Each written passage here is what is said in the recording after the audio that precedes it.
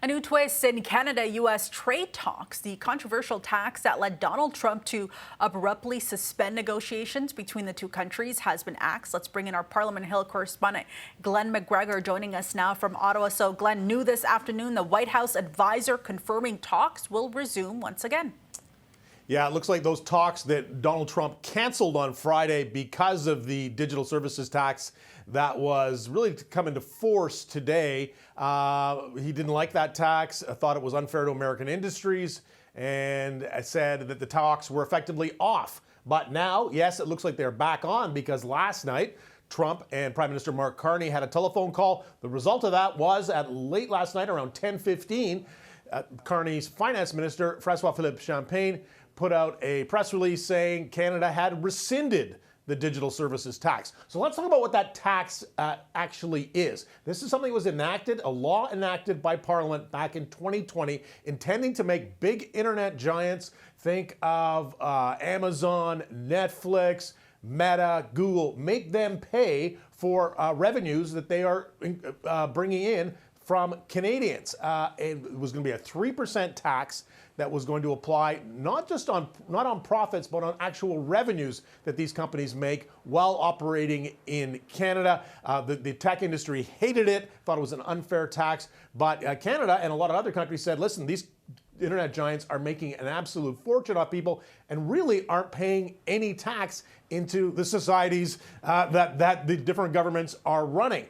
Now, where does this leave the negotiation now? Well, it looks like the Americans are very happy about this. I'm going to read to you a text message from, a post from Howard Lutnick, who is the U.S. Secretary of Commerce, kind of the lead guy on dealing with tariffs and trade. And he tweeted today, "Thank you, Canada, for removing your digital services tax, which was intended to stifle American innovation and would have been a deal breaker for any trade deal with America." So basically saying all these negotiations about the tariffs on the steel and aluminum sectors, on the auto sectors, and sort of the general so-called fentanyl tariffs, all that negotiation came to a halt because the Americans didn't like this digital services tax that was directed against companies that have been very supportive of Donald Trump. Those big tech industry, of course, helped fund his election campaign and also contributed to his inauguration.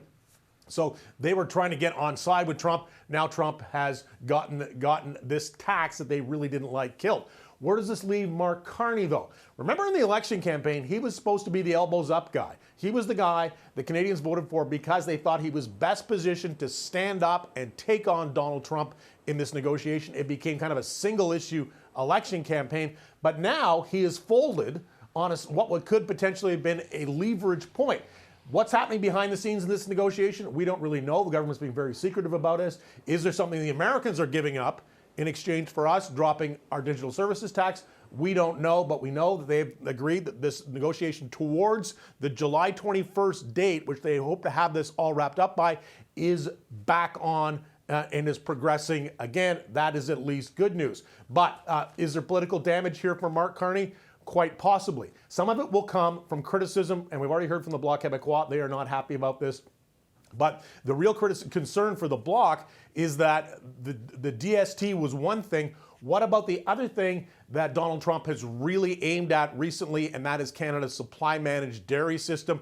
He falsely claims that the U.S. is being taxed or tariffed at 400%. It's not true. They have quota that they can fill, without tariff, and above that point, then they have to pay tariffs. They've never hit that quota point yet, so it's kind of moot. And Trump is being very disingenuous when claiming that this tariff is making it a lot harder on American dairy farmers. So we'll see if that gets added to the negotiation. Parliament has passed a resolution that no government can negotiate away supply management, but they had also passed a law bringing the digital services tax, and Carney has now basically disregarded that. He's going to have to bring the House of Commons back at some point, FISA, to formally end this tax.